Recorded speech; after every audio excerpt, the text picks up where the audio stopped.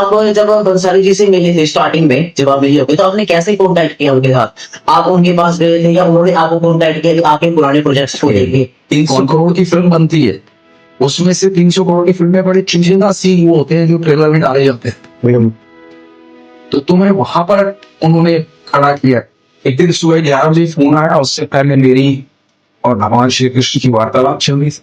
तो जब आप डिमोटिवेट थे तो क्या उस टाइम आपने अपने आसपास कृष्णा जी को फील किया है, ठाकुर जी मेरे साथ ही? इवन मैं तो सच बताऊं, मैं ठाकुर जी को जन्माष्टमी के करीब बोल रहा था इसी बार की बात है कि मैंने कहा प्रभु यार, सब आपसे शिकायतें करते हैं, तरह तरह की शिकायतें, तरह तरह की बातें करते हैं। मेरे पास तो कोई शिकायत भी नहीं है जो मैं आपसे करूं। दादाजी हमेशा बोलते थे कि बेटा एक चीज याद रखना, अच्छा वक्त नहीं रहा तो बुरा भी नहीं है। देखिए एक लाइन ऐसी है कि समय अच्छा है बुरा है में संभावना है। मेरे फादर ने मुझे सेंटेंस कहा था जो मेरी जिंदगी में बहुत महत्वपूर्ण है। मेरे पिता ने कहा कि एक फौजी का बेटा है कभी हरे ये हाथ शब्द बनाई, और हम 3 भाइयों की छोटी बहन को उर्दू बोलते हैं हम उसको प्यार से। हमें कई बार ऐसा लगता है कि वो हमारे घर में अध्यापिका पैदा हो तो हम तीनों को मोटिवेट होकर फिर रहते हैं। शकुनी की वजह से महाभारत हुई। हाँ, शकुनी दुर्योधन को इस तरह से लेके चला रहा। अब आप मेरी नजर से देखोगे तो मैं तो ये सोचता हूँ कि भगवान आए इस धरती पर धर्म की स्थापना कर, और धर्म की स्थापना करने में सबसे बड़ा योगदान भगवान और शकुनी ने दी। महाभारत में कृष्ण से पहले कौन अच्छा है, क्योंकि महाभारत पूरी कृष्ण की लीला है। श्री कृष्ण ही मेरे प्रिय, वो ऐसा प्रेम है, और ठाकुर जी जैसा प्रेम और राधा रानी जैसा प्रेम कभी कोई हो ही नहीं सकता। भगवान ने वो संदेश दिया, तो कंपैरिजन तो आई नहीं कि आज की युवा पीढ़ी क्या कर रही है और वो ये बोल रहे इस तरह से नाम ले तो गलत। राम राम जी, सभी को स्वागत आपका फिर से एक न्यू पॉडकास्ट के अंदर। दोस्तों आज जो हमारे साथ गेस्ट जुड़े हैं उनका नाम है अनु शर्मा जी। आपने काफी सारी वेब सीरीज में इनको देखा होगा, जैसे पद्मावती और हीरा मंडी, क्राइम पेट्रोल्स के भी काफी एपिसोड करे हैं। आज हम इनसे बात करेंगे इनकी जर्नी के बारे में, और जो आपने पॉडकास्ट देखे होंगे जो पार्थ भाई के साथ भी आए थे राधा रानी के ऊपर, स्पिरिचुअलिटी के ऊपर, काफी अच्छा बोलते हैं। आज हम इनके साथ बात करेंगे इसी सारी चीजों के ऊपर, तो बने रहना एंड तक। अब हम पॉडकास्ट को शुरू करते हैं। राम राम अनु जी, कैसे? राम जी, मैं बढ़िया हूँ। सब सही, और सब सही चल रहा है? बस सब सही चल रहा है, इसीलिए यहाँ बैठे। तो सर जैसे आपने कई सारे एपिसोड करे हैं, जैसे क्राइम पेट्रोल हो गया, पद्मावती हो गया और हीरा मंडी हो गया, तो अब हम थोड़ा आपकी जर्नी के बारे में जानना चाहेंगे कि आपने स्टार्टिंग कहाँ से की थी अपनी इस जर्नी? फिल्म का नाम है पद्मावत। हाँ जी। जर्नी मतलब मैं पहली बात तो ये पहला पॉडकास्ट है जो हरियाणा में कर रहा हूँ। तो हरियाणा से यात्रा शुरू हुई थी मेरी। ओके। तो बेसिकली मैं सोनीपत से, हाँ जी। सोनीपत में ही जन्म हुआ मेरा, और यहाँ पे पढ़ाई की, फिर दिल्ली स्टडी की, पढ़ाई की, उसके बाद दिल्ली में थिएटर किया कई साल। ओके। 9 साल के आसपास थिएटर के दिल्ली में। उसके बाद मुझे लगा कि अब वही चले जाना शुरू। ओके। तो यात्रा शुरू हुई, घर पे परिवार पे बात हुई, भाई बहनों से बात हुई, दादाजी से बात हुई, माता पिता से बात हुई, सबकी हाँ होने के बाद यहाँ से भी रवानगी। ओके। तो मुझे कुछ ऐसी खास तकलीफ इस जिंदगी में कभी झेलनी नहीं पड़ी कि मतलब लोग जैसे कहते हैं कि संघर्ष किया जी, मैं उसको संघर्ष मानता नहीं हूँ, क्योंकि ये मेरी चाहत थी। ओके। तो मुझे लगता है जब आदमी की स्वयं की इच्छा हो किसी कार्य को करने के लिए, तो उसके प्रोसेस को संघर्ष नहीं मानना चाहिए। तो मुझे संघर्ष नहीं लगता कभी जी, क्योंकि मुझे मोहब्बत है उसका। हाँ जी। तो एक्टिंग से मुझे मोहब्बत है। तो फिर मैं यहाँ से मुंबई गया। मुंबई में जाते ही काफी सारे काम, मतलब 1 महीने के बाद काम मिलना स्टार्ट हो गया। हाँ जी।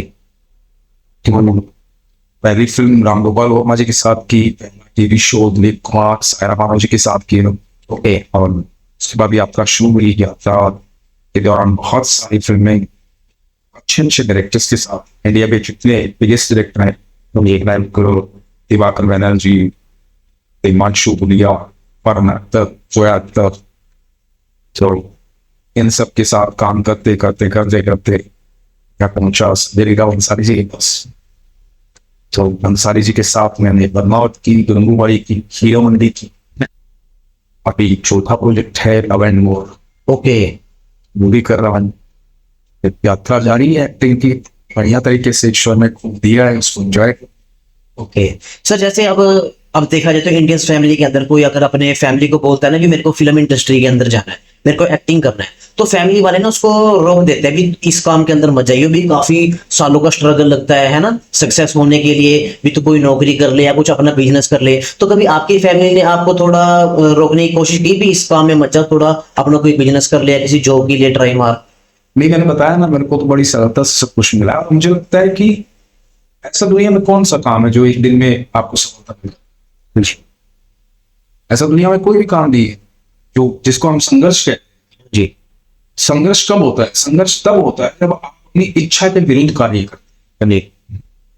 जब आप अपनी इच्छा अनुसार कोई कार्य करते हैं तो संघर्ष थोड़ी होता है, तो आपकी मोहब्बत है, आप उसको एंजॉय करते हो, आपको आनंद आता है उसको करने में। जी। तो मुझे ऐसा लगता है कि आज के दिन ऐसा नहीं है। और मैं तो 20 साल पहले मुंबई गया, आज के दिन ऐसा नहीं है। आज के दिन माता पिता समझते हैं कि हमारा बच्चा चाहता क्या है और कोशिश करते हैं कि उसको सारी सुविधाएं दे पाए जिसकी वजह से वो अपनी जिंदगी में वो कर पाए जो वो करना चाहते हैं। तो मुझे ऐसा लगता है कि अब वातावरण काफी बदल गया है। पहले ऐसा होता था। और बड़ी सिंपल सी बात है रजत भाई, मैं तो सबको ये कहना चाहता हूँ कि आप जब अपने घर से निकलते हैं, हाँ जी, तो आपको कभी जिंदगी में नहीं सोचना चाहिए कि आप गाड़ी लेके घर से निकले तो हर जगह आपको लाइट ग्रीन मिलेगी, सिग्नल आएगा, हाँ जी, रेड लाइट मिलेगी, हाँ जी, आपको रुकना पड़ेगा। हर जगह स्मूथ रोड नहीं मिलेगी कि कहीं गड्ढे नहीं आएंगे, मैं तो ऐसे हाईवे पे जाऊंगा, एक्सप्रेस हाईवे पे, कि कहीं गाड़ी जंप नहीं करेगी, कहीं स्पीड ब्रेकर नहीं होगा, ऐसा पॉसिबल है भी। तो जब इससे समझना चाहिए जिंदगी को, तो जिंदगी में भी ऐसा पॉसिबल नहीं। तो आपकी जिंदगी में जब आप कोई कार्य करने जाते हैं तो रेड लाइट आएगी, आपको रुकना पड़े। और वो रेड लाइट आने का मतलब क्या होता है? रेड लाइट जब भी आप सोचो एक सफर के तौर पे ही लेते हैं, घर से निकले गाड़ी लेकर के, रास्ते में रेड लाइट है, तो रेड लाइट क्या काम करती है? जब रेड लाइट आती है तो आप क्या करते हैं? आप अपने आप को थोड़ा सा व्यवस्थित करते हैं। अभी तक आप ऐसे आकर के गाड़ी चला रहे थे पूरे कंसंट्रेशन के साथ, अभी थोड़ा सा आपके दिमाग को, आपकी आंखों को, आपके पैर को रिलैक्स। उसके बाद आज के दिन क्या करते हैं लोग? रेड लाइट है सामने की, भी टाइम भी दिख रहा है कि 20 मिनट की है, 25 मिनट की, हाँ जी, है ना, या वो आपको पता है ना ट्रैफक में कितना समय जाएगा, आपके पास गूगल मैप भी है, सब कुछ है, ये सुविधा हो गई है ना। लेकिन पहले इस तरह की सुविधा नहीं थी। लेकिन आपको लगता था, पहले भी आपको लगता था कि यार अभी कम से कम 30 सेकंड तो जाएगी, 60 सेकंड तो जाएंगे। तो आप उस दौरान बहुत सारे ऐसे काम करते हैं, लाइक किसी को अर्जेंट फोन करना हो तो फोन, या किसी का रास्ते में आया हो तो फोन आप रिसीव कर लेते हैं, फोन कॉल बैक कर लेते हैं। हाँ जी। तो रेड लाइट आपको विश्राम देने के लिए आती है, आपको दोबारा से फॉर्मेट होकर के एनर्जी देने के लिए आती है। तो जिंदगी में जब भी आपके सफर में पड़ाव आता है ना, आपको लगता है कि ये तो दुख हो गया यार, ये तो बड़ी दुर्घटना हो गई, ये तो बड़ा गलत हो गया, मैं रुक गया लाइफ में चलते चलते, तो कैसा है? ओके, आप उसको इस तरीके से सोचिए कि अब आपको दोबारा से ऊर्जा एकत्रित करनी है ताकि आगे का सफर अगली रेड लाइट तक आप आराम से कर पाए।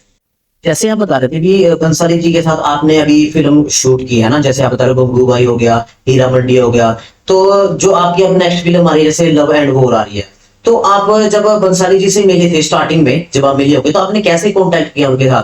आप उनके पास गए थे या उन्होंने आपको कांटेक्ट किया कि आपके पुराने प्रोजेक्ट्स को देखे? देखिए, मैं सच बताऊं, हाँ जी, बहुत बड़े निर्देश ओके, वहां तक पहुंचना हर किसी के संभव नहीं है, हर किसी के लिए कि वो पहुंच करके कांटेक्ट बनाने से, और वो कांटेक्ट बनाने से काम ले, क्योंकि वो अपनी आर्ट को बहुत केयर करते। तो पहली बात तो ये है कि लोगों को एक भ्रम है कि कांटेक्ट बनाने से काम हो जाता है। नहीं, ओके, आपकी आर्ट ही आपको वहां तक पहुंचाएगी, क्योंकि एक आर्टिस्ट को पहचानता है। अब ये समय की बात है कि वो दूसरा आर्टिस्ट उस आर्टिस्ट तक पहुंचता कब है और कैसे पहुंचता, ये समय की बात। और मुझे ऐसा लगता है कि ये एक ऐसा गुरुत्वाकर्षण जैसे होता है ना, ऐसा आकर्षण है। यदि आपके अंदर टैलेंट हो तो ईश्वर ऐसे साधन आपके लिए तैयार कर देंगे कि आप वहां तक पहुंच जाएंगे जहां आपको पहुंचना चाहिए। तो पद्मावत जो है, मुझे एक हमारे वहाँ बंबई में एक कास्टिंग डायरेक्टर है, श्रुति महाजन जी, ओके, उनका एक फोन आया था मुझे कि इस तरह से एक फिल्म है, उसमें एक दिन का काम, ओके, कि वो आप एक सीन है, बेहतरीन सीन, तो सर ने ये कहा है कि वो आपसे पूछा जाए कि आप करना चाहेंगे। तो मैंने पहली बार में मना कर दिया था कि नहीं, मैं 1-2 सीन करता। ओके, तो फिर मुझे श्रुति जी ने बोला कि सर चाहते कि आप ये करें, बहुत अच्छा सीख। तो मुझे लगा कि इतने बड़े निर्देशक से मिलने का और कोई तरीका है, एटलीस्ट मैं एक सीन करने के बहाने से उनके सामने तो पहुंचू। तो उस सीन के लिए मैंने हाँ की और मैं वहां पहुंचा। जब मैं पहुंचा तो मैंने काम किया, काम उनको पसंद आया तो वो इतने बेहतरीन इंसान है और इतने बड़े फिल्म मेकर, क्योंकि जो सच्चा आर्टिस्ट होता है ना, उसको हर चीज समझ में आती दिखाई देती, याद रखती। तो जब गंगूबाई आई तो गंगूबाई के लिए भी उनको मैं याद था कि उसको बुलाया जाए। तो मैं फिर गया, फिर एक ही सीन कर रहा। ओके। लेकिन वो सीन बहुत इंपॉर्टेंट था दोनों ही का। और गंगूबाई वाला जो सीन था वो फिल्म के ट्रेलर में आया। तो मुझे दोस्तों ने कहा कि यार फिल्म के ट्रेलर में तुम दिख रहा है, मतलब बहुत बड़ा काम हुआ था। तो मैंने कहा यार जितना ट्रेलर में दिख रहा है ना उतना ही। ओके। फिर भी मुझे दोस्तों ने कहा कि भाई लेकिन तू ये सोच रहा है कि तू काम कहाँ कर रहा है। तो संजय लीला भंसाली जी की फिल्म के ट्रेलर में, मतलब 300 करोड़ की फिल्म बनती है, उसमें से 300 करोड़ की फिल्म में बड़े चुनिंदा सीन वो होते हैं जो ट्रेलर में डाले जाते हैं। तो तुम्हें वहां पर उन्होंने खड़ा किया। तो तुम सोच रहे हो कि तुम कितने इंपॉर्टेंट हो। मुझे दोस्तों ने तसल्ली दी, समझाया कि ये भी बहुत बड़ी बात। तब तक मुझे नहीं लगता था कि ये इतनी बड़ी बात।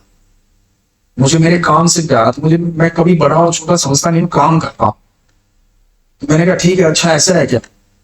तो उसके बाद जो बाकी और लोग थे उन्होंने मुझे रिस्पॉन्स देना स्टार्ट किया।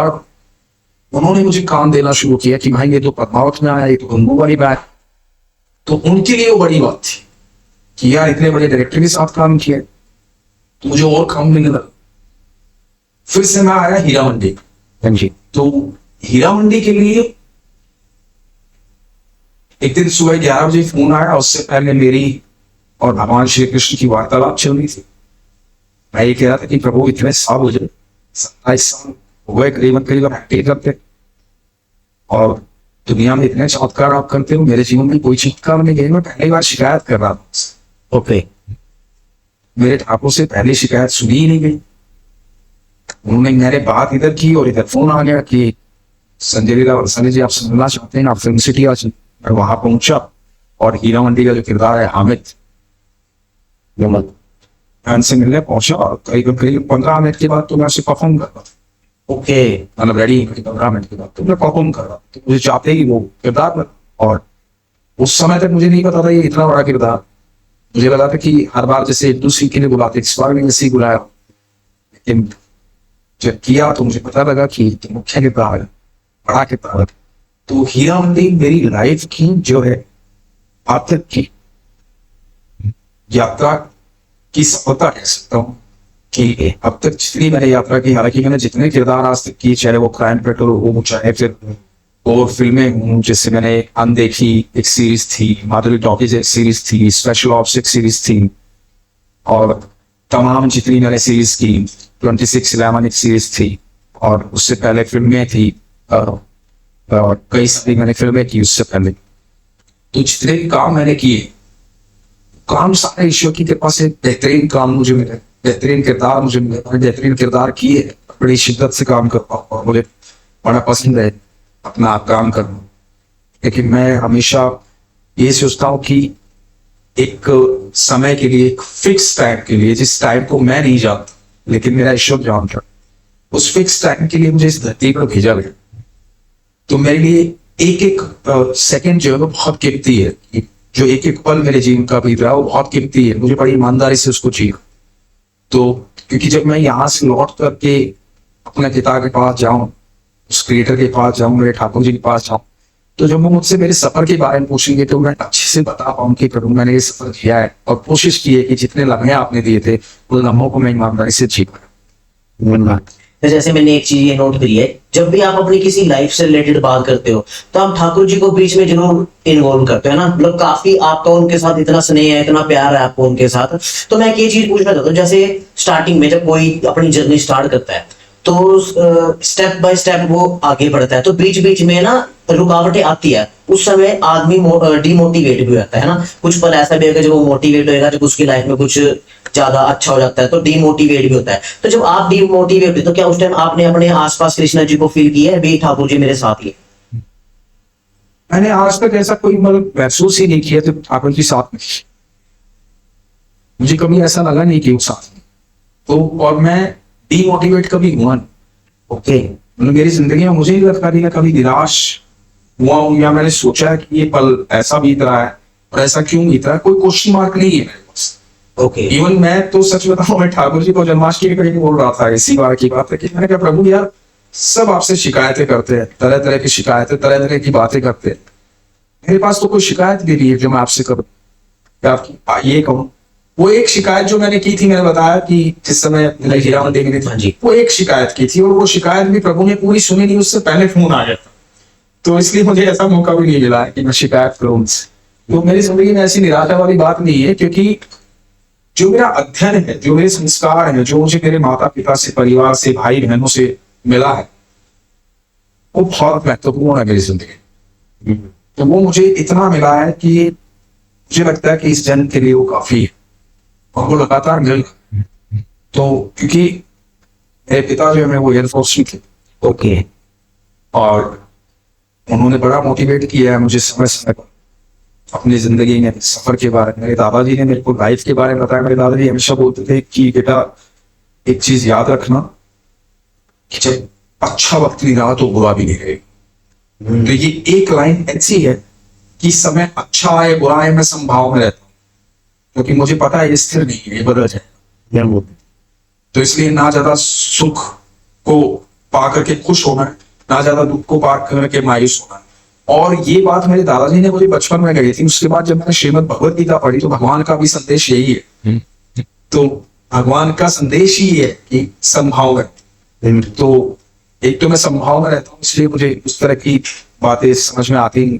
दूसरा जो है, मेरे दादाजी ने कई ऐसी चीजें मुझे जीवन में सिखाई कि जो मेरी जिंदगी में लगातार मेरे काम आ रही। उन्होंने मुझे कहा था कि जिंदगी में सब कुछ छूट सकता है, ईश्वर कभी नहीं छूटेंगे, ईश्वर को कभी छोड़ना। ओके। क्योंकि ईश्वर जो है वो आपको जज नहीं करता, आपका मजाक नहीं करता। आपकी बातों को जो आपने उनसे कह दी वो सिर्फ उन तक सीमित। आप किसी दोस्त को अपने कमजोर वक्त में अपनी कुछ बातें बताओ, कल को आपकी उस दोस्त से बिगड़ गई तो आपकी उन्हीं बातों का वो मजाक उड़ाए। है ना? आपको आप जब अपनी कुछ ऐसी बात बताओगे जो आपको पता है कि यार ये बात मेरी कमजोरी है, तो उस बात का फायदा उठाने की कोशिश करेगा और आपको जज कर देगा उस बात से कि अच्छा ये तो ऐसा है, मैं तो ऐसा सोचता। तो ईश्वर कभी ऐसा नहीं करे। ईश्वर आपकी समस्या सुनेंगे और आपके मन में एक समाधान देंगे, या आप जब उनसे प्रार्थना करेंगे कि प्रभु मैं यहाँ फंसा हूं, मुझे समाधान की आवश्यकता है, तो आपके इर्द गिर्द ऐसे लोग इकट्ठा करेंगे जो आपको उस समस्या से बाहर निकालेंगे। पर ये बात विश्वास की है। जब तक आपका विश्वास नहीं होगा तो ये अनुभव नहीं है, इसलिए विश्वास जरूरी है। सबसे पहली चीज विश्वास। तो ये मुझे मेरे दादाजी ने सिखाई थी। मेरे फादर ने मुझे सेंटेंस कहा था जो मेरी जिंदगी में बहुत महत्वपूर्ण है। मेरे पिता ने कहा था कि एक फौजी का बेटा है कभी हारे, मेरे लिए हार शब्द बना ही नहीं। तो ये मुझे लगातार ऊर्जा देता है कि हाँ मैं फौजी का बेटा हूँ, मैं हारना है ही मुझे जिंदगी में, पैदा ही युद्ध करने के लिए हो। तो एक ये बात है। मेरी मम्मी जो है वो टीचर रही है हिंदी की, तो उनसे मैंने हिंदी सीखी है। मुझे हिंदी आज जो मैं बोल पाता हूँ, मैं टिपिकल हरियाणवी बंदा, तो वो हिंदी मैंने वहां से सीखी। और मेरी वाइफ मुझे लगातार मोटिवेट करती है, मेरा बच्चा मुझे मोटिवेट करता है। और मेरी जिंदगी में जो बहुत बड़ा योगदान मैं जहां हूं आज, जहां खड़ा हूं, जो कुछ भी कर पा रहा हूँ, होता है ना कि एक ऐसी स्पोर्ट, मतलब जैसे आप कहें कि एक ऐसा व्यक्ति आपके साथ होना चाहिए जो हर समय आपको खड़ा रखे, कहीं हार ना दे। जो आपने बात बोली ना, कई बार क्या होता है कि आप जब तपती धूप में जाते हैं, भले ही आप ना हारो, लेकिन आपको प्यास लगती है, आपके शरीर को पानी की तो इच्छा होती है, और वो पानी थोड़ा सा उस समय मिल जाए तो आपकी ऊर्जा और बढ़ जाती है। आप कितने भी ऊर्जावान हो, एक ऐसा साथी आपको चाहिए हो। तो वो साथी मेरा छोटा भाई है धीरज, तो वो हमेशा मेरे साथ खड़ा रहता है ब्लेसिंग्स देने के लिए और हौसला बढ़ाने के लिए। बड़े भाई है नीरज, पापा जो है वो 3 साल पहले चले गए ठाकुर जी के पास, कैंसर था। ओके। तो उन्होंने बड़ी लड़ाई लड़ी, आखिरी समय तक कोशिश की, जब ठाकुर जी के पास चले गए उनका सफर पूरा हो गया। तो मुझे मेरा परिवार जो है वो बहुत कमाल का मिला है। एक छोटी बहन है मेरी, वो छोटी है मुझसे। एक तो क्या हुआ कि वो अध्यापक दिवस वाले दिन पैदा हुई 5 सितंबर। ओके। और हम 3 भाइयों की छोटी बहन है, वो गुड्डू बोलते हैं हम उसको प्यार से। तो लेकिन वो हमें कई बार ऐसा लगता है कि वो हमारे घर में अध्यापिका पैदा हो गई। तो हम तीनों को मोटिवेट वो करते रहते हैं। ओके। तो जब जब वो मोटिवेट करते हैं सिस्टर जी आपको, तो उस समय आपको मतलब कभी कभी देखा जाए ना तो कुछ सिस्टर्स काफी अच्छे भी प्रवचन देते हैं ना, भी आपको ये करना चाहिए लाइफ में, कुछ ये करना चाहिए। कुछ सिस्टर्स ऐसे भी तो इरिटेट भी करते हैं, तो कभी आपकी लाइफ के अंदर ऐसा है भी आप उनकी बात सुन कभी इरिटेशन हुई होगी, बार बार ज्ञान ही देते रहते हैं मुझे, क्या बार बार बोलते रहते हैं, ऐसे कभी आपके माइंड में आई हो कभी ये चीजें? नहीं, मैं इस मामले में सच कहूंगा कि मुझे कभी इरिटेशन महसूस नहीं होती, क्योंकि मुझे ऐसा लगता है, देखो जिंदगी में जो आदमी आपको कुछ बोल रहा है ना, कुछ भी आपको समझा रहा है, तो पहली बात तो ये मान लो कि उसके दिल में आपका स्थान बड़ा महत्वपूर्ण है, इसलिए वो आपको समझे। ये आपने सही बात। तो दूसरी बात ये कि वो आपको अपने दिमाग से, अपनी सोच से अपना बेस्ट दे रहा है। और ये जरूरी नहीं है कि वो आपके कितना काम आएगा और कितना काम नहीं आएगा, लेकिन आपको इस बात की रिस्पेक्ट करनी चाहिए कि कोई इस दुनिया में इतनी व्यस्तता के बीच में आपको कुछ समझा रहा है, आपके अंदर कुछ बदलाव चाह रहा है, आपको बताना चाह, तो आपको उस पर विचार करना चाहिए, इरिटेट नहीं होना चाहिए। तो मुझे ऐसा कभी लगा नहीं। ओके। मैंने ना आपके पॉडकास्ट देखे थे अभी, रिसेंटली पारस भाई ने आपके पॉडकास्ट किया, तो जब आपकी पॉडकास्ट रील काफी वायरल हुई है ना, काफी लोगों ने आपको प्यार दिया, तो उस समय लोगों ने आपको एक मोटिवेशनल स्पीकर हो गया है ना, और एक अच्छा कथावाचक इसके रूप में देखा। तो अभी कभी आपके फ्रेंड्स ने कभी आपको ऐसे बोला भी आप एक्टर की फील्ड में थे, अब आप स्पिरिचुअल लाइन में चले गए हो, तो कभी उन्होंने मजाक उड़ाया, कभी उन्होंने मोटिवेट भी किया आपको इस चीज के लिए भी हाँ ये भी फील्ड सही है भाई, तो बहुत अच्छा। देखिए, पहली बात तो स्पिरिचुअलिटी जो है ना, वो फील्ड नहीं, वो बड़ा पर्सनल मैटर, वो कोई कार्य क्षेत्र नहीं कि मैं उसको करियर बनाऊं, या वो मेरा कार्य क्षेत्र है, या सो कॉल्ड जैसे आपने कहा कथावाचक। जी। मैं कथावाचक एक शब्द है, पर मैं कोई कथावाचक नहीं। मैं जितनी बातें करता हूं, मैं अपने अनुभव से, अपने प्रेम से। मुझे ठाकुर जी से प्रेम है, ठाकुर जी से प्यार करता हूं, तो उनसे रिलेटेड जो बातें होती है ना, वो पहले मेरे दिल में बसती है, तब मैं लोगों को कहता हूं कि प्रभु ऐसे है। वो मेरा प्रेम है। Okay. तो मैं, ये मेरा करियर नहीं है। करियर एक अलग चीज है, जो प्रोफेशन जिसे कहते हैं, जिससे आपका घर परिवार चलता है। हाँ जी। तो जो वो मेरे लिए एक्टिंग, तो एक्टिंग वो है जिससे मैं सारी भौतिक चीजें जो वो मेरे आसपास है, मैं उससे कमाता हूँ। हालांकि एक्टिंग क्योंकि मेरे लिए बड़ी शिद्दत का काम है, बड़ी मोहब्बत का काम, बट क्योंकि उससे वो सारी सुविधाएं मुझे मिलती है जिससे मैं आराम से रह सकूं, सुकून से रह सकूं, अपने परिवार को सुकून से रख सकूं। क्योंकि मेरा मानना ये है कि, ऐसा मेरा मानना है, सच है, मैं इसको मानता हूं, मैं चाहता हूं कि लोग इसको समझे कि जब आपकी मूलभूत आवश्यकताएं पूर्ण हो जाती है, तो आपको कोशिश करनी चाहिए दूसरों की मूलभूत आवश्यकताएं पूर्ण करने के। ओके। तो मैं पर्सनली ये चाहता हूं कि मुझे अपनी जिंदगी में, जिस तरह से मैं सोचता हूं कि मेरी जिंदगी में कभी ऐसा नहीं है कि मुझे कभी एकांत महसूस होता है, अकेलापन महसूस होता है, मैं घबराता हूं, डरता हूं, इस तरह की कोई चीज नहीं, क्योंकि मुझे मेरे ईश्वर हर समय साथ महसूस हो। तो मैं चाहता हूं कि दुनिया के हर जीव को भी महसूस कि वो अकेला नहीं, उसे डरना नहीं है, घबराना नहीं है, ईमानदारी से अपने काम करना है, अपने प्रेम से रहना, सबके साथ एक जैसा रहना, संभाव है। तो मेरी कोशिश होती है, इसलिए मैं बताता हूं कि भाई समझो उस ताकत को जिसने तुम्हें धरती का भेजा। क्योंकि आप सोचो ना, बड़ी इसमें कोई ऐसा नहीं है कि मैं कोई ज्ञान दे रहा हूं या कोई ऐसी बात कह रहा हूं कि जो मतलब बहुत अलग है, बहुत नहीं है, ऐसा भी कुछ नहीं। बड़ी लॉजिकल बात कह रहा हूं।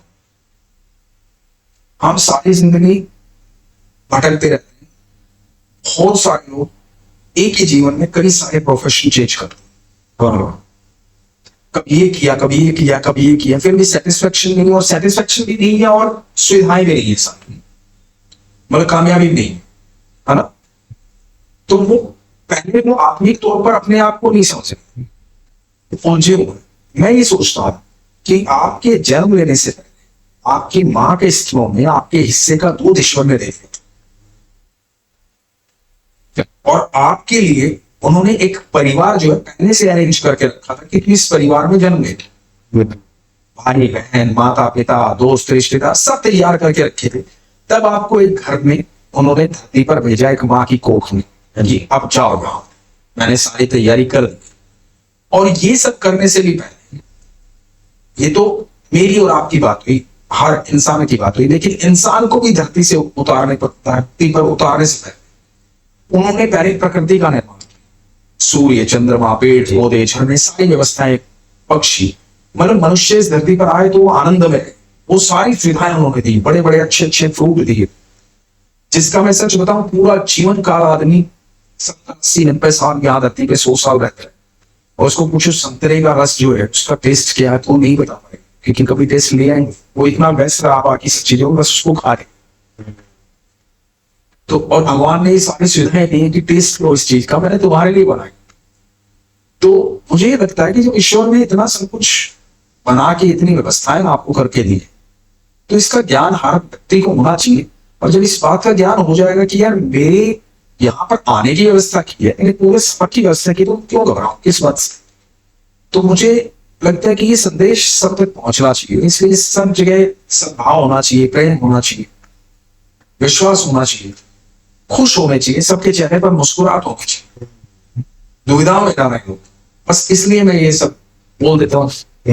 जैसे आपने अभी अच्छी बात बोली भी, संदेश देना जरूरी होता है ना, तो इस संदेश से मैं एक चीज स्टार्ट करता हूँ है ना, जैसे ऑडियंस को भी हम काफी आज संदेश देंगे चीज के बारे में। तो काफी लोग ना जैसे भगवान जी की पूजा कर रहे होते हैं ना, किसी भी भगवान की पूजा कर रहे हैं, अगर उनकी लाइफ के अंदर सब कुछ सही चल रहा है तो भगवान को मानते रहेंगे। अगर उनकी लाइफ में कुछ थोड़ा अलग होने लग जाता है, टेढ़ा मेढ़ा हो जाता है, कुछ नेगेटिविटी आ जाती है उनकी लाइफ के अंदर, तो भगवान को उल्टा बोलने लग जाते हैं भी, आपने मेरे साथ ऐसे कर दिया, आपने मेरे साथ वैसे कर दिया। तो आप उन लोगों के बारे में क्या कहना चाहोगे जो उल्टा बोलते हैं? इसको यदि मैं दूसरे तरीके से, उससे पहले एक बात बोलूं, एक इंजीनियर था, वो तीसरी चौथी मंजिल पे था, नीचे मजदूर काम कर रहा, तो उससे मजदूर को कई बार आवाज थी, मजदूर अपनी धुन में था, नहीं सुन रहा, 3-4 बार आवाज दी, नहीं सुनी, सब कुछ ठीक ठाक चल, ऊपर से इंजीनियर ने कंकर फेंक के मारा, वो कंकर लगा, जैसे ही लगा उसने देखा, उसने बोला अरे ये क्या, उसे प्यार की भाषा पहले समझ में नहीं आई, पत्थर समझ में आ। तो ईश्वर भी जब आपको लगता है ना कि आपके जीवन में थोड़ी तकलीफ आई, तो आपको ईश्वर दिखाई देने शुरू हो जाते हैं, उससे पहले आप सुनना ही नहीं चाहते, समझना भी नहीं चाहते। दूसरी बात, इस बात को मैं क्लियर कर देता हूँ लोगों के दिमाग, भगवान जो वो ना तो दुख देते हैं ना सुख देते, भगवान आपके साथ रहते हैं, हर पल साक्षी भाव, और आपको ही ऐसा तैयार करते हैं कि आपको दुख दिखाएगा। मैं हमेशा एक बात बोलता हूं, दुख जो होता है ना वो बड़ा बुरा होता, वो अकेले कभी नहीं आता, वो जब भी आता है ईश्वर को साथ ले, तो ईश्वर उसके साथ आएंगे। तो व्यक्ति ने यदि ईश्वर को देख लिया तो उसे दुख दिखाई देगा, और जिसने दुख को देख लिया उसे ईश्वर दिखाई देगा। ये तो हम पर निर्भर करता है कि हम देखना क्या चाहते। अब जब वो उल्टा बोलते हैं, शिकायत करते हैं, तो मैं आपको बताऊं कि जीवन में हर व्यक्ति अपने कर्म के द्वारा वहां पहुंचता है, उस सिचुएशन में पहुंचता है जहां पर उसको दुख झेलना। क्योंकि उद्धव ने भगवान श्री कृष्ण से पूछा कि प्रभु एक बात बताओ, लोग बहुत पाप कर रहे, आप सृष्टि के रचयिता, आप पाप रोक नहीं सकते, इतना बड़ा महाभारत करवा दिया, पाप होना ही नहीं चाहिए, पाप का निर्माण ही क्यों, आप रोक देते। तो भगवान ने बड़ी सुंदर बात की, तब भगवान ने कहा कि मैं साक्षी भाव में हर जीव के साथ रहता, किसी के कर्मों में हस्तक्षेप नहीं करता। कौन क्या कर रहा है उससे मुझे कोई वास्ता नहीं, देखता हूं कि कौन कर क्या, करने वाले तुम, क्योंकि तुम कर रहे हो जो बस मैं देख रहा हूं। तुम अच्छा कर रहे हो तो अच्छे कर्मों का अच्छा फल मिलेगा, बुरा कर रहे हो बुरे कर्मों का बुरा फल मिलेगा। एक साधारण जीव के लिए ये बात, असाधारण जीव के लिए बात है कि जो अपने कर्मों को भगवान को समर्पित कर देते हैं। तो एक साधारण जीव जो है, भगवान कहते हैं कि वो अब वो जो कर रहा है उसके कर्म फल है उसके जैसे। तो उद्धव ने बड़ा सही प्रश्न पूछा जो आपके मन में भी आया होगा, लोगों को सुन के भी मन में आया होगा। बोले कि जब आप कर्म में कुछ करते ही नहीं हो, बस आप देखते रहते हैं कि अच्छे कर्म वाले को अच्छा फल मिलेगा, बुरे वाले को बुरा मिलेगा, तो आप तो मजे ले रहे हो, आप तो कुछ करते ही नहीं हो। आपके सामने पाप हो रहा है, आप देख रहे हो, वो पाप की गठरी बांध रहा है, उसको बाद में दुख मिलेगा।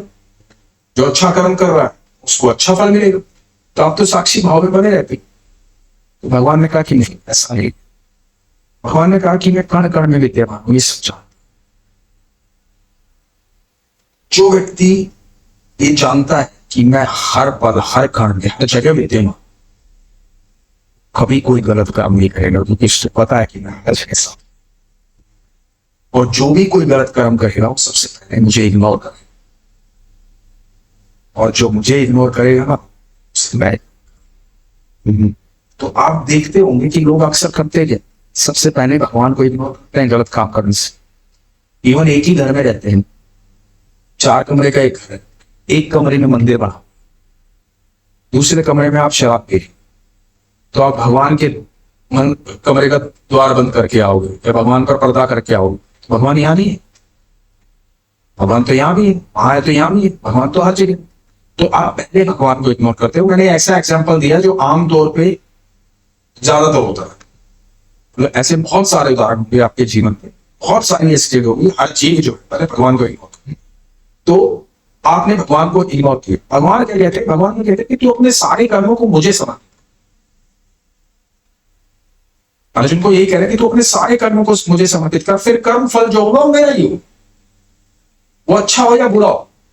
क्योंकि जब आपने अपने कर्म सारे मुझे समर्पित कर दिए, यदि आपने बोला मुझे रजत भाई, आपने मेरे को बोला कि भाई ये मेरी गाड़ी आप यहां से करनाल तक लेके चले, तो अब करनाल तक मैं चला, यदि गाड़ी का एक्सीडेंट होगा तो चोट तो मुझे लगेगी। यदि सफर साधारण तरीके से हो गया पूरा, तो उस सफर का आनंद भी मैं करनाल पहुंच के आनंद में रहूंगा, तो सब मेरा हो गया, क्योंकि आपने तो गाड़ी मुझे समर्पित कर दी कि भैया आप चलाओ। इसी प्रकार जब हम अपने कर्म भगवान को समर्पित कर देते हैं, तो फिर आपको उस बात से मतलब नहीं है कि क्या हुआ, वो जो हुआ मेरे साथ है ना, तो उतना दुख आपको थोड़ी होगा जो मुझे हुआ, और उस सुख की अनुभूति भी आप नहीं कर पाएंगे जो मुझे हुई, है ना। आप तो बस आनंद में न्यूट्रल, भाई आपने गाड़ी दे दी, आप निश्चिंत है ना। तो इधर, और आप गाड़ी किसको दे रहे हैं यहाँ पे? यहाँ तो मैं साधारण इंसान हूं, हो सकता है कि मैं मना भी कर दूं, भाई आपकी गाड़ी टूट गई, मैं पैसे नहीं, और यहां आप दे रहे हैं ब्रह्मांड के मन, जहां से सब कुछ रहा है। तो वो ये कहते हैं जब अपने कर्मों को मुझे समर्पित कर देगा, तो दुख और सुख से तेरा कोई वास्ता नहीं है, किसी कर्म फल से तेरा कोई वास्ता नहीं है, तो सिर्फ आनंद रहेगा। तो अपने कर्मों को मुझे समर्पित कर। अब कर्म कौन व्यक्ति समर्पित करेगा? हम भगवान को भोग लगाते हैं घर में, मंदिर में, तो हम सबसे पहले क्या करते हैं? रसोई साफ करते हैं, अच्छे से साफ बर्तन लेके आते हैं, स्वच्छता के साथ खाते हैं, फिर स्वच्छता के साथ भोजन पकाते हैं, फिर भोजन पका के परिवार में सबसे पहले ले जाकर के थाली सजाकर भगवान के सामने रखते हैं, और भगवान को कहते हैं प्रभु भोग लगे, है ना। यही करते हैं जी, है ना। क्योंकि हमारी भावना यहाँ क्या है कि हम भगवान को भोग लगाएंगे और भगवान ये भोजन करेंगे, है ना।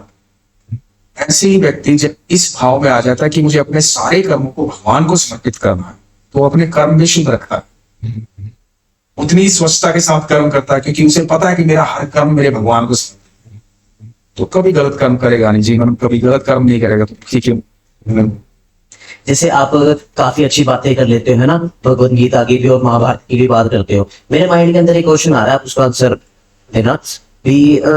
महाभारत के अंदर आपको कौन सा कैरेक्टर अच्छा लगता है महाभारत के? जी कुछ ही बुरा नहीं लगता, सब अच्छे लगते हैं, सबके होने का कारण है अपनी अपनी जगह। मान लो जैसे मेरे नजरिए से आप देखोगे, मेरा नजरिया बड़ा अलग सोचता हूं मैं। शकुनी सबको बुरा लगा होगा, शकुनी की वजह से महाभारत हुई। हाँ, शकुनी दुर्योधन को इस तरह से लेके चला रहा। अब आप मेरी नजर से देखोगे तो मैं तो यही सोचता हूं कि भगवान आए इस धरती पर धर्म की स्थापना कर, और धर्म की स्थापना करने में सबसे बड़ा योगदान जो है भगवान का, वो शकुनी ने दी। क्योंकि शकुनी ऐसे कर्म नहीं करता कि दुर्योधन यहां तक पहुंचे, स्टेज तक पहुंचे, तो लोग कभी खत्म ही नहीं होते। तो अनचाहा, ना चाहते हुए भी शकुनी ने साथ दिया, है ना। उसने चाहा थोड़ी था ऐसा, तो खिलाफ खड़ा था, लेकिन ना चाहते हुए उसने ऐसा योग क्रिएट किया कि इस सबका वंश खत्म हो जाए। उसकी चाहत ये तो थी कि सबका वंश खत्म हो जाए, ये सारे कुरुवंश खत्म हो जाए, ऐसी चाहत तो रख के आया था शकुनी, क्योंकि अपने पिता से वादा किया था उसने। तो वो भी करवा दिया, खुद भी खत्म हो गया उसमें, और क्या नाम, अर्जुन विजयी हुए, भगवान की कृपा हुई। तो मुझे लगता है कि दुनिया के अंदर हर चीज जो है ना, वो अपना अपना महत्व रखती है। तो बुरा कुछ नहीं है, सबका होना अनिवार्य था। यदि ये ना होते तो अर्जुन को कैसे पता लगता कि जीवन क्या है। वो जो आपने अभी बात बोली कि भाई जब तक दुख नहीं आता ना तो ईश्वर दिखाई नहीं देते, तो जब ऐसी ऐसी सिचुएशन आती है तभी तो प्रभु समझ में आते हैं, यार प्रभु है या, है ना। और जिंदगी में जो अर्जुन ने सीखा, जिस प्रकार के वो ज्ञानी थे और जितना प्रेम उनको ईश्वर से जी, उनके सफर की वजह से था, उन्होंने ऐसा सफर किया, ऐसे संस्कार किए। आप जब यात्रा करते हो तो जीवन में आपको बहुत सारी चीजें सीखने को मिलती। तो वैसे आप पूछोगे साधारण भाषा, तो कृष्ण से प्रिय कौन हो सकता है? महाभारत में कृष्ण से प्रिय कौन हो सकता है? क्योंकि महाभारत पूरी कृष्ण की लीला है, श्री कृष्ण ही मेरे प्रिय। पर कई कई वीडियोस के अंदर ऐसे ही बोला जाता है, जो महाभारत है ना उसका जो मेन केंद्र है वो शकुनी और क्या बोलते हैं उनके दादाजी थे, ग्रैंडफादर। तो क्या ये सच है, कृष्ण जी की लीला थी? सब मुख्य किरदार, एक भी किरदार को आप बेवजह नहीं बोल सकते। महाभारत सबका होना उतना ही अनिवार्य। और महाभारत को आप इस एंगल से मत देखो कि वहां कौन क्या है, कौन क्या है, वो ठाकुर जी की लीला थी। मैं उसको इस एंगल से देखता हूं कि वो लीला प्रभु ने हमारे लिए की, ताकि हम जीवन को समझ पाए।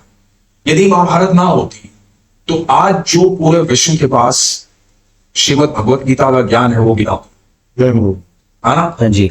तो भगवान ने हमारे लिए वो लीला रची कि हम इस संदेश को समझें। तो जैसे आप एक्टिंग का काम करते हैं ना, तो भागदौड़ वाली जिंदगी रहती है बहुत। तो इस भागदौड़ वाली जिंदगी के अंदर भक्ति को और अपने प्रोफेशन को कैसे बैलेंस करते हो? आप अभी चंडीगढ़ से आ रहे हैं ना? हाँ जी। आपके दिमाग में बहुत सारे सवाल होंगे कि भाई अनुज भाई से ये पूछना है ना, पॉडकास्ट करना है। पिछले 2-3 महीने से इंतजार कर रहे थे कि अनुज भाई से मुलाकात हो जाए। हाँ जी। ये सब चल रहा होगा। हाँ जी। कैसी मुलाकात होगी, कैसा आदमी होगा, मिलके कैसा लगेगा, अच्छा होगा, बुरा होगा, एटीट्यूड वाला तो नहीं होगा, ये सब चल रहा होगा आपके दिमाग में, है ना। फिर भी आपकी सांसें चल रही थी, वो कहीं रुकी तो नहीं थी। कृष्ण सांसें, दुनिया में क्या घटित हो रहा है, कितनी बड़ी महाभारत हो रही, वो अपनी जगह होती रहेगी। वो इसलिए दिख रही है कि सांसें चल रही, सांसें हैं कृष्ण। तो जैसे आप जैसे काफी आपने कृष्ण जी के बारे में है ना पढ़ा है, जैसे आप गीता में जो भी सारी चीजें बता रखी हैं और आप स्टोरी काफी अच्छे तरीके से एक्सप्लेन कर लेते हो। तो कोई आपकी लाइफ के अंदर कोई ऐसा मोड़ आया भी आपको भक्ति की तरफ इतना ज्यादा झुकाव हो गया, इतनी ज्यादा अट्रैक्शन हो गई, कोई ऐसा मोड़ आया आपकी जिंदगी के अंदर? नहीं, ऐसा कोई मोड़ नहीं वैसे स्पेसिफिक। भक्ति की तरफ मोड़ कैसे आ सकता है? मैं सारे यूनिवर्स को अपनी आंखों से बचपन से देख रहा हूँ, तो मुझे ये तो समझ में आ रहा है कि यार बिना किसी सहाय के पृथ्वी आसमान में लटकी, इतना बचपन में पढ़ लिया था हमने कि इस यूनिवर्स में बिना किसी सहारे की पृथ्वी लटकी हुई है। चंद्रमा पृथ्वी के, पृथ्वी सूर्य के चारों तरफ घूम रहे, एक ही दूरी पर वर्षों से सदियों से घूम रहे हैं, कोई गिर नहीं रहा, कोई अटक नहीं रहा। समुद्र में पानी जो है वो अपनी सीमाओं में रहता है, सूरज भी कभी आगे बढ़ करके नहीं आता है, रोज समय पे निकल जाता है। तो ये तो सब दिख रहा था ना मुझे। तो ये मन में प्रश्न बहुत पहले आ जाता है बच्चे की, इनका रचनाकार किसने सारी सृष्टि बनाया। तो वो रचनाकार को कुछ लोग खोजना शुरू कर देते हैं कि वो कौन है, कैसा दिखता है, और कुछ लोग सोचते हैं कि ठीक है सुविधाएं मिल रही है, जब तक एंजॉय करो वो दिखाई नहीं देता, उनको भौतिकता दिखाई देती है, जबकि सारी भौतिकता उत्पन्न वहीं से होती है। उसकी बिना मर्जी के आप कुछ नहीं कर सकते भौतिकता में। जब तक उसकी मर्जी नहीं होगी कुछ नहीं कर सकते। अर्जुन जैसा धनुर्धारी, अर्जुन जैसा योद्धा, अर्जुन जैसा विद्वान, अर्जुन जैसा व्यक्ति नहीं था उस समय। बहुत अच्छा इंसान था, इतना अच्छा इंसान था कि ये तो भूमि में जब पहले दिन आ गया था और उसने देखा कि सामने द्रोणाचार्य खड़े हुए, सामने पितामह भीष्म खड़े हुए, सामने कर्ण जैसा योद्धा खड़ा हुआ, दुर्योधन खड़ा हुआ, ऐसे लोग खड़े हुए, और ये भी जानते हुए कि इन्हीं लोगों ने द्रौपदी के चीर हरण का प्रयास किया था भाई साहब, इन्हीं लोगों की वजह से वन वन भटके। ये भी जानते हैं, ये भी जानते हैं कि इन्हीं लोगों की वजह से पूरी जिंदगी अपनी मां को लेकर के जंगलों में भटकते रहे, खाने का ठिकाना नहीं था, सोने का ठिकाना नहीं था।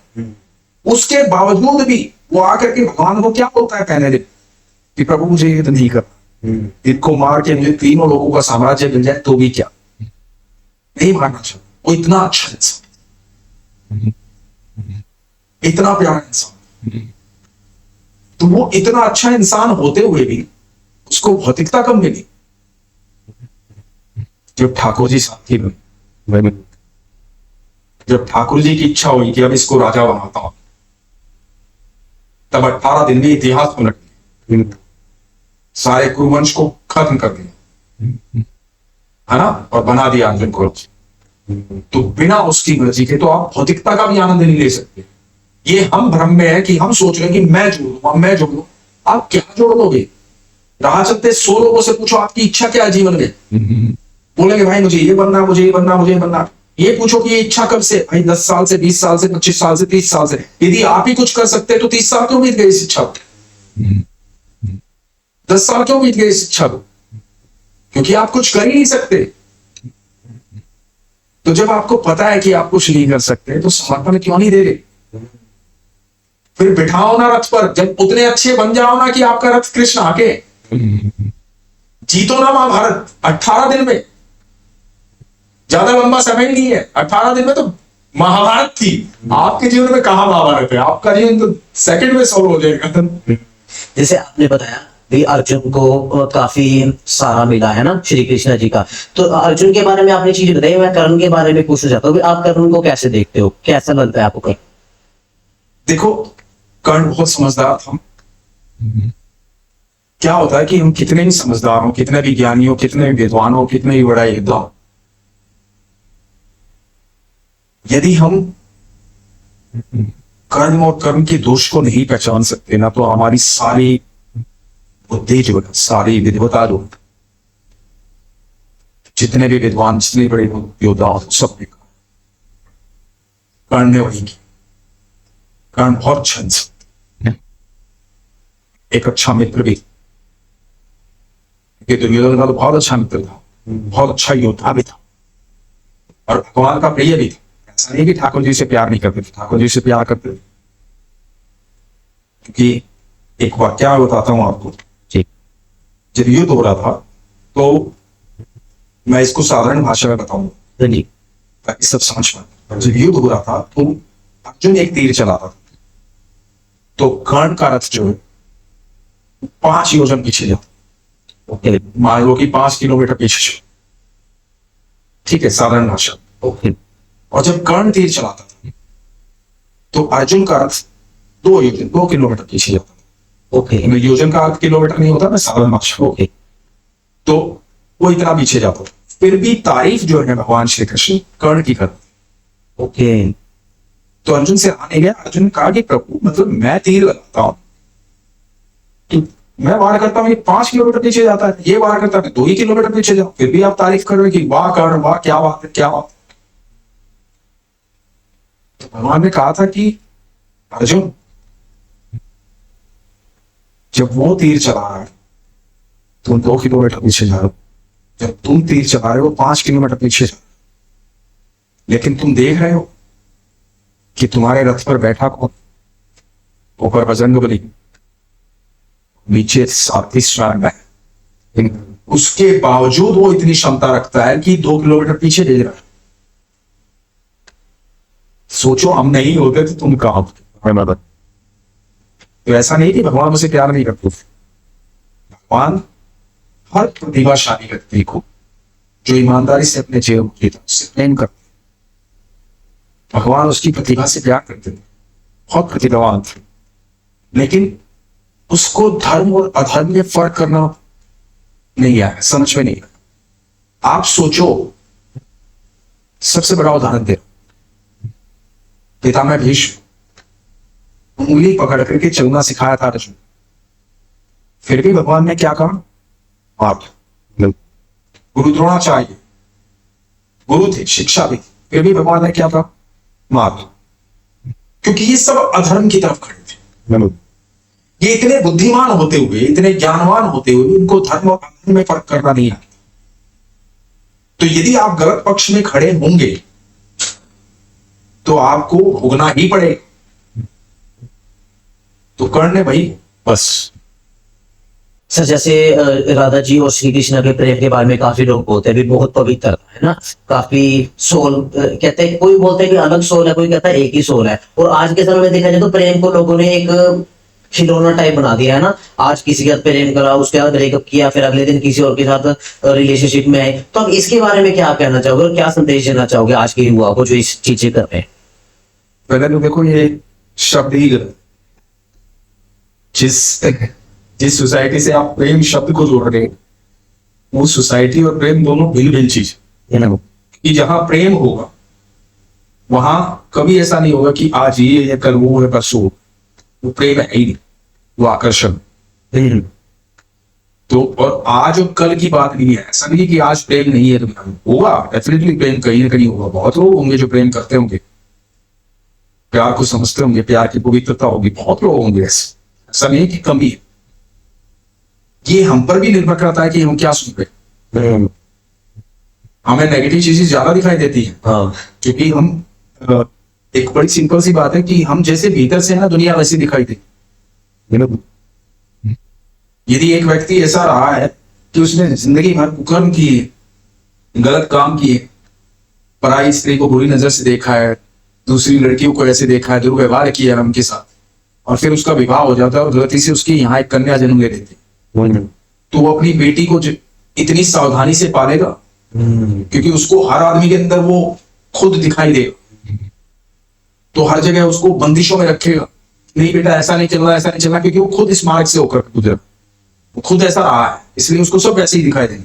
लेकिन एक सरल आदमी होगा, सच्चा आदमी होगा, जिसने जिंदगी बड़ी ईमानदारी से जी, उसको वैसा दिखाई नहीं देगा। वो बंधन में भी नहीं रखेगा अपने बच्चे, क्योंकि उसने दुनिया को साफ और स्वच्छ देखा है, तो दुनिया को वैसे ही महसूस करे। तो ये तो दुनिया जैसी हम अपने अंदर बनाकर रखे हैं, वैसी दुनिया बाहर दिखाई देती है। इस पर रमन्ना महर्षि ने कहा कि देयर इज नो अदर्स, कोई दूसरा है ही नहीं, जो हम है वही दुनिया है। यदि मान लो कि आप क्रोधित होते हैं, मुझ पर गुस्सा करते हैं आकर के, और मुझे नहीं पता क्रोध क्या होता है, मेरे जीवन में मुझे पता ही नहीं है क्रोध क्या, मैं जानता ही नहीं उसको, तो आप जब मुझ पर गुस्सा करोगे तो मुझे ऐसा लगेगा शायद ये बात करने का आपका तरीका है, क्योंकि मुझे नहीं पता क्रोध ऐसा होता है, तो मैं शांति से ही बात करूंगा क्योंकि वो मेरा बात करने का तरीका। लेकिन यदि मैं आप पर क्रोधित हो रहा हूं, आपके क्रोधित होने के बाद, तो मैं क्रोध को जानता हूं, इसलिए क्रोधित हो। दूसरा आदमी जो भी होता है दुनिया में, जो भी दूसरा आदमी होता है, वो आपके लिए एक बाल्टी का काम करता है, आपके भीतर जो है उसको निकालता है। ये सब मिरर है। तो ऐसा नहीं है कि प्रेम आज नहीं है, प्रेम हमेशा था, हमेशा है और हमेशा रहेगा। प्रेम के बलबूते पे ही चल रहा है। रही बात कंपैरिजन की, तो कोई कंपैरिजन नहीं। ठाकुर जी और राधा रानी, उन्होंने पवित्र तो बहुत छोटा शब्द है, परिभाषित ही नहीं कर पाओगे, ऐसा कोई शब्द बना ही नहीं इस ब्रह्मांड में जिससे उस प्रेम को परिभाषित किया जा सके। वो ऐसा प्रेम है, और ठाकुर जी जैसा प्रेम ही और राधा रानी जैसा प्रेम ही कभी कोई हो ही नहीं सकता। भगवान ने वो संदेश दिया, तो कंपैरिजन तो है ही नहीं कि आज की युवा पीढ़ी क्या कर रही है और वो ये बोल रहे इस तरह से नाम ले, तो गलत नाम ले, उनको ज्ञान ही नहीं उस चीज का। तो और भाई वो ब्रह्मांड के मालिक है जिसने सारी सृष्टि को रचा, मैं कहीं पढ़ रहा था, देख रहा था कि यदि हम लाइट की स्पीड से चलते हैं तो 8.5 मिनट लगेंगे सूर्य तक पहुंचने। ओके। यदि 8.5 मिनट लगते हैं ना सूर्य की रोशनी को धरती आने में, जी। तो यदि हमें ईश्वर वो स्पीड दे देते हैं चलने के लिए तो 8.5 मिनट लगेंगे सूर्य तक पहुंचने, और 46 अरब साल लगेंगे ब्रह्मांड के उस सिरे तक पहुंचने में जिसको अब तक साइंस ने खोजा है कि ये सिरा हो सकता है। जब लाइट की स्पीड से चलेंगे तब 46 अरब साल लगेंगे। ठीक है, उस सारे ब्रह्मांड को अपने मुख में रखता है वो कृष्ण। छोटे से देखा नहीं आप, ब्रज की रज खाई थी और माँ यशोदा ने पूछा आदमी खोल के दिखाओ, पूरा ब्रह्मांड भीतर था। वो कृष्ण है, और वो कृष्ण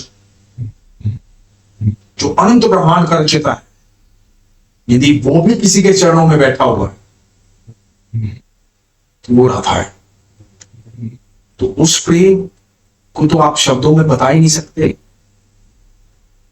प्रेम समर्पण है, संपूर्ण समर्पण, जहां आप अपने आप को खो देते हो, आप होते ही नहीं हो, जहां कुछ दो होता ही नहीं, जहां एकाकार होता है, सब एक होता है। तो वहां राधा और कृष्ण एक है, इसलिए एक है क्योंकि वो प्रेम है।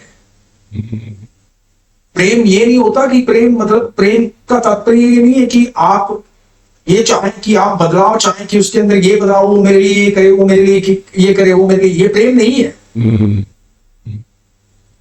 प्रेम तो खुद को खो देना है किसी के लिए। आप भूल गए कि आप कौन, वो प्रेम है।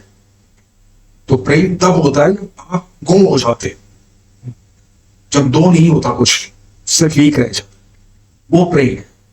प्रेम तो त्याग है, वैसा त्याग, मतलब उस त्याग की क्या बात करोगे आप। 11-12 साल की उम्र है ठाकुर जी की, जब गोकुल छोड़ के जा रहे हैं कंस का वध करने के लिए, उस समय गोपियां रोकती है रास्ते में, उनका ठाकुर जी लेने आए तो गोपियां बड़ी रुष्ट हो जाती है, नाराज हो जाती है, बड़ी गुस्सा हो जाती है कि कहां जा रहे हो कन्हैया, कहां जा रहे हो छोड़ के। तो उतरते से समझाते हैं कि मैं थोड़ा जा रहा हूँ, शहर है बहुत बड़ा, घूमने जा रहा हूं, जब वहां जाऊंगा तभी तो तुम्हें बुला पाऊंगा, बड़ा शहर है, अपने गांव जैसा नहीं हो। तो उनको बातों में भलो लेते हैं क्योंकि कृष्ण है, वो समझा देते हैं। थोड़ा और आगे जाते हैं, एक पेड़ के नीचे राधा खड़ी है, महारथ रुकता है, वहां राधा रानी के पास जाते, वहां राधा रानी की आंखों में आंसू, तब कृष्ण बोलते हैं राधे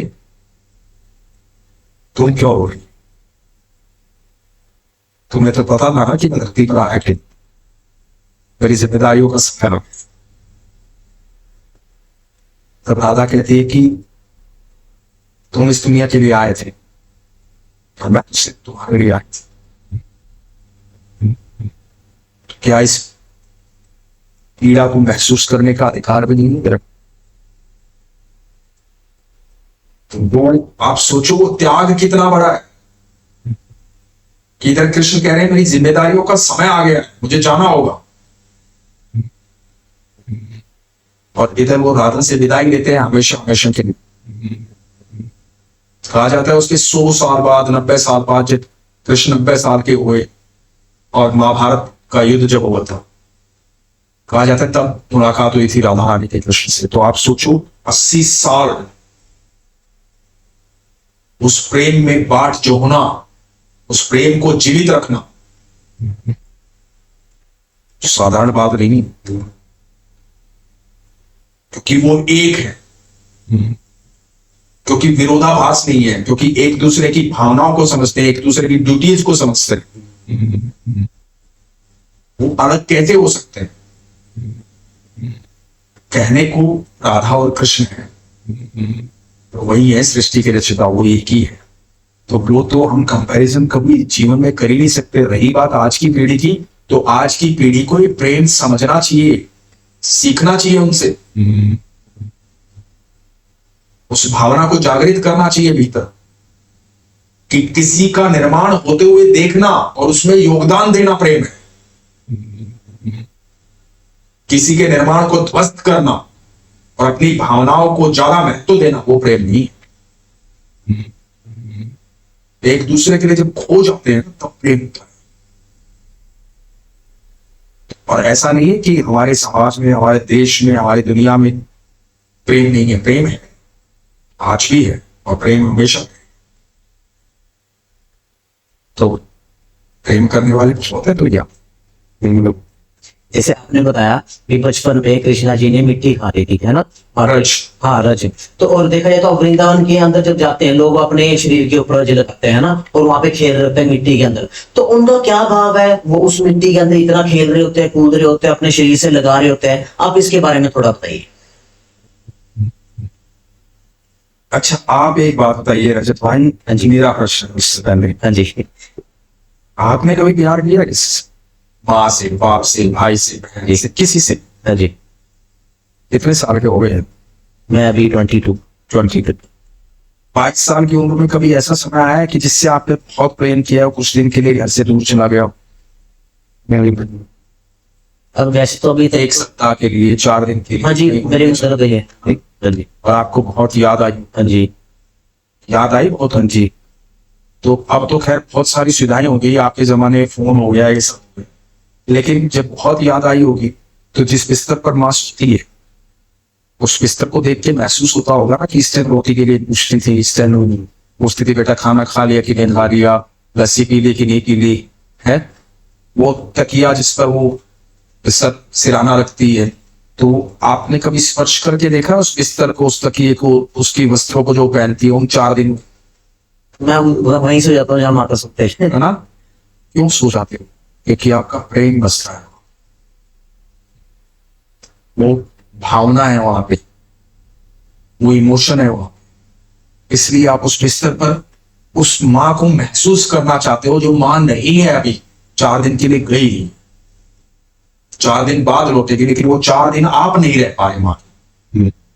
तो जो ब्रिज की रज है ना, उसमें जो लोट पोट होते हैं ना, उन सबको पता कि इसी रज में कृष्ण खेले हैं नंगे पैर, इसी रज में चले हैं कृष्ण, दौड़े हैं, भागे हैं यहां 5000 साल पहले। तो रज साधारण नहीं है। इसी रज को थोड़ा सा चका था और पूरा ब्रह्मांड दिखाई दिया था। साधारण रज नहीं है। उस रज को मस्तक पर लगाने के लिए देवी देवता रोजाना, देवी देवता, इंसानों की बात नहीं है, देवी देवता रोजाना ब्रज में आते हैं अपने मस्तक पर लगाने के लिए। वो रच साधारण नहीं, वो रच वो अनंत ब्रह्मांड के रचयिता ने वहां पर अपना बचपन बिताया, वो रच वो प्रेम है। जिसको अगाढ़ प्रेम है उसे पता है कि रच नहीं, जैसे आप बता रहे हो कि देवी देवता नीचे आते हैं ना रज को माथे से लगाने के लिए, तो ऐसे भी बोला जाता है कि आज के समय में निधि वन के अंदर रात को श्री कृष्णा जी और राधा रानी जी आते हैं, तो क्या ये सच है? अब मेरे नजर से देखोगे तो खाली निधि वन में नहीं, पूरे ब्रज में कृष्ण प्रसन्न होते। कृष्ण तो कण कण में विद्यमान है, लेकिन जो एक लीला प्रभु की हम बचपन से सुनते आए कि निधि वन में रात को जो वहां के वृक्ष हैं वो जी। ठाकुर जी और राधा रानी रास करने वहां होते हैं। और क्योंकि हरिदास जी ने वहां संगीत की बहुत तपस्या की है, भगवान प्रकट हुए थे वहां पे बाकी बिहारी जी। ओके। तो उनकी संगीत के तप से, संगीत की साधना से बाके बिहारी का जो विग्रह आज जो सब लोग जाते हैं वृंदावन कि हमें बाके बिहारी को देखना, बाके बिहारी से मिलना, तो वो जो विग्रह, वो विग्रह कोई मूर्तिकार की बनाई हुई मूर्ति नहीं है, वो किसी ने पत्थर पे बनाई मूर्ति नहीं है। ओके। कोई ऐसा नहीं कि कोई शालिग्राम लाया और किसी कलाकार ने उसको निर्माण किया, नहीं, वो प्रकट हुए थे, वो संगीत साधना से प्रकट हुए थे निधि वन। ओके। भगवान स्वयं अवतरित हुए। और ऐसा कहा जाता है कि 2 विग्रह आए थे, राधा और कृष्ण। तो हरिदास जी ने प्रार्थना की थी कि प्रभु मैं आपकी सेवा तो कर सकता हूँ, जैसा रूखा सूखा मैं खाता हूँ, जैसा वो आपको खिला सकता हूँ, आपको पोशाक धारण करवा सकता हूँ, श्रृंगार कर सकता हूँ, ये सब कर सकता हूँ, लेकिन राधा तो वो तो मैं नहीं कर पाऊंगा। मैं आप दोनों का एक संयोग चाहता हूँ, वो चाहता हूँ कि आप दोनों एक दो, मैं आपकी सेवा। तो वो एकाकार हुए थे जो हम अभी बात कर रहे थे, राधा और कृष्ण। वो विग्रह जो है, इसलिए बाके बिहारी में राधा और कृष्ण दोनों एक साथ है। तो विग्रह प्रकट हुआ था संगीत साधना से। तो आप सोचो, जब हमने ब्रज की रज की बात की कि 5000 साल पहले भगवान वहां पर खेले थे, तो उसी निधि वन में कुछ 100 साल पहले वहां पर भगवान प्रकट हुए। भगवान का वो जो रास है वो हरिदास जी नित्य देखते थे, रोज देखते थे। उनकी भावना में, उनके संगीत में, भगवान उनके संगीत पर नृत्य करते थे, क्योंकि हरिदास जी को इतना प्रेम था भगवान से। भगवान प्रकट होते थे और जिसको प्रेम हो जाता है भगवान से, उसे भगवान को देखने के लिए कहीं जाना नहीं है, भगवान हर जगह उसको दिखाई देते हैं जिसको प्रेम हो जाता है, क्योंकि विश्वास के नेत्र हो जाते हैं उसके पास।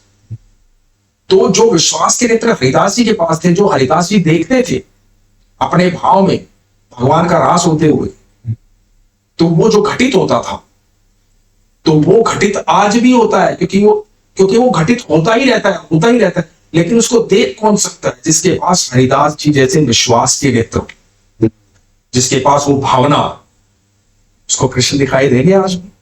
जैसे आप इतने अच्छे तरीके से एक्सप्लेन करते हैं ना, मैंने आपकी काफी सारी वीडियोस देखी है, बहुत अच्छे तरीके से आप एक्सप्लेन करते हो। तो कुछ आप ऐसी कुछ स्टोरी बताना चाहते हो जो अभी तक आपने बताई ना हो कहीं और लोगों ने सुनी भी ना हो, ऐसी कुछ राधा रानी जी के लिए या ठाकुर जी के लिए कुछ आप सुनाई। बहुत सारे प्रश्न हैं, पिछले 5000 साल से चमत्कार होते जा रहे हैं। उससे पहले भी घटित होते थे, हमेशा घटित होते रहे। तो मैं वही कह रहा हूँ, उसको विश्वास, उसके लिए प्रभु शिव कर देते, क्योंकि जैसे भक्त भगवान पर विश्वास करता है, उससे प्रेम करता है और उससे बातें करता है, तो लोगों को, जो इधर खड़े हुए लोग हैं, ये भक्त और भगवान है, और ये इधर खड़े हुए लोग, ये इधर खड़े हुए लोग इस भक्त को हमेशा पागल समझते, ये पागल हो गए, दीवाना हो। तो कई बार भगवान अपने भक्त की उस पागल और दीवानेपन को डिलीट करने के लिए, कि लोग ऐसे ना समझे मेरे भक्त को, भगवान उस भक्त के लिए प्रसन्न होकर के अवतरित होते हैं और उसको लोग चमत्कार कहते हैं। क्योंकि भगवान भक्त के लिए तो हमेशा ही थे, हमेशा ही है, हमेशा ही रहेंगे। लेकिन इनको जवाब देने के लिए कि यदि तुम मेरे प्रेम में आओगे तो तुम वो महसूस कर पाओगे, महसूस कर। तो कर्नाटक में एक उडुपी एक जगह है जी, वहां पर का मंदिर है, बहुत फेमस कृष्ण मंदिर। तो भगवान के भक्त कनकदास जी, तो कनकदास जो है बहुत प्यार करते थे ठाकुर जी को, उनके लिए पढ़ लिखते थे, गाते थे, पढ़ते। तो एक दिन उडुपी जाने का मौका मिला, तो उनके मन में भाव आया कि आज तो ठाकुर जी को साक्षात है, जो ठाकुर जी दिखाई देंगे, मिलने चाहूंगा मैं ठाकुर जी से। क्योंकि जो भक्त होता है ना, उससे पत्थर की मूर्ति नहीं दिखती, उसे साक्षात अपने प्रभु दिखाए। तो बड़े भाव थे, चाव थे, और वो आज भी होता है भक्तों में। आप पूछो, बहुत सारे ऐसे भक्त जो वृंदावन जाने का प्रोग्राम बनाते हैं कि इस तारीख को जाएंगे, और वो हर्षित होते हैं दिन रात। वो रात, पहली रात जो होती है, कल वृंदावन जाना तो आज रात नींद ही नहीं आएगी। ऐसे भक्त आज भी है। कल मेरे ठाकुर से मिला मुझे, तो वैसा ही चाव कनकदास जी को। तो कनकदास जी जो है, आप ऊंचे हुई भी कृष्ण मंदिर में, उनको अंदर नहीं घुस सकते क्योंकि निम्न जाति के थे। ओके, तो हमारे समाज में सब था उस समय, काफी पहले ये सब थी प्रथाएं, परंपराएं, तो उनको घुसने नहीं दिया। वहां से धक्का देकर के निकाल। कनकदास जी बड़े उदास। ये कनकदास जी का कसूर है कि वो कहाँ जन्म लेते हैं, किस जाति में, किस परंपरा में, कैसे आते, कैसे नहीं आते। भक्ति तो अलग चीज, शरीर से क्या वास्ता है। तो उदास होकर के मंदिर के पीछे चले, बोले कोई बात नहीं प्रभु, मैं अंदर नहीं आने दे, यहां बैठ के भजन कर ले। वो तो हर जगह भी जमा, और रोते हुए भगवान का भजन करने लगे, क्योंकि एक दुख था कि भगवान के दर्शन नहीं कर पाया जिस चाव से कि भगवान का विग्रह देखूंगा कैसा है, भगवान कैसे दिखते हैं, भगवान का श्रृंगार कैसा है, कैसी पोशाक धारण की, वो नहीं देख पाए। तो ये बात का दुख था, तो भगवान का भजन करने लगे। तो आप यकीन मानना, जैसे ये द्वार है, तो द्वार में घुसते ही भगवान ऐसे दिखाई देते हैं, भगवान का विग्रह उल्टा। जिस तरफ कनकदास बैठे थे मंदिर के पीछे, उस तरफ भगवान ने अपना मुख कर लिया, और जब मुख किया तो मंदिर की वो दीवार जो है वो वहां से फट गई, एक खिड़की बन गई जी। और अब वो पीछे बैठे कनकदास को दिख रहे थे भगवान। तो वो खिड़की आज भी कनकन खिंडी के नाम से बोला जाता है, कनकदास की खिड़की है। और आज भी उस मंदिर में भगवान सामने से घुसते दिखाई नहीं देते, पीछे खिड़की से दिख रहे। ओके, तो ये कनकदास की भक्ति भगवान घूम गए थे। भगवान ने बता दिया था कि मेरे लिए जात पात सब कुछ नहीं, सब जीवों का निर्माण मैंने किया, मेरे लिए सब संभाव, सबका स्वागत। तो ईश्वर की नजर में तो हम सब उन्होंने ही रचा ना। तो हम सोचते हैं कि ये ऐसा है, ये वैसा है, ये वैसा। भगवान ने ऐसे संदेश कई बार दिए, कितने ऐसे अर्थ हुए भगवान के। भगवान ने कितनी बार ऐसा संदेश दिया कि संभाव में रहो, बार बार संदेश दिया, जिसमें से उदाहरण के तौर पे हम राजस्थान को ले सकते हैं, काले खां को ले सकते हैं। तो कितने ही ऐसे भक्त हुए। वीर माधव एक भक्त हुए, वीर माधव कितने सुंदर भक्त हुए भगवान। तो मुल्तान से एक ब्राह्मण था, उसका घर था। तो एक उस समय मुगलों की सेना में काम करने वाला एक सेवक था, सिपाही करे। तो उस ब्राह्मण के घर पे ऊपर वो किराए पे सल्तनत का सिपाही, जो ब्राह्मण था। अब लोग किराए पर रहते थे एक दूसरे घर पे। तो जो ब्राह्मण का सुबह जब पूजा का समय होता था तो गीत गोविंद गाता, गीत गोविंद जयदेव जी का लिखा, तो गीत गोविंद गाता था। तो गीत गोविंद गाता था तो ये जो मुगल जो था ये नीचे उतरता था और वो गीत गोविंद सुनते लोग था। और जब तक गीत गोविंद खत्म नहीं होता था खड़ा रहता। ब्राह्मण ने देख लिया कि यार ये क्यों खड़ा होता है जब गीत दूसरे से बचक कर।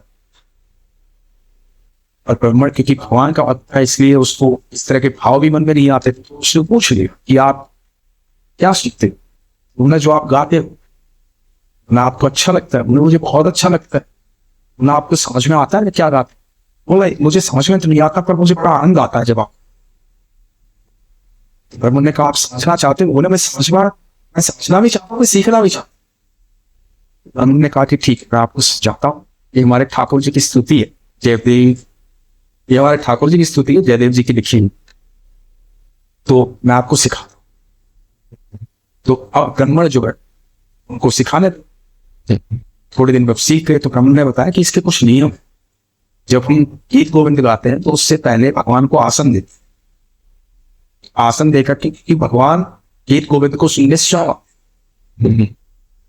तो उसने कहा लेकिन ये कैसे संभव हो पाएगा, मैं तो किसी भी समय गाता हूं जब से आपने सिखाया। तो क्योंकि और मेरी तो नौकरी का भी पता नहीं, कभी भी बुलावा आ जाता है।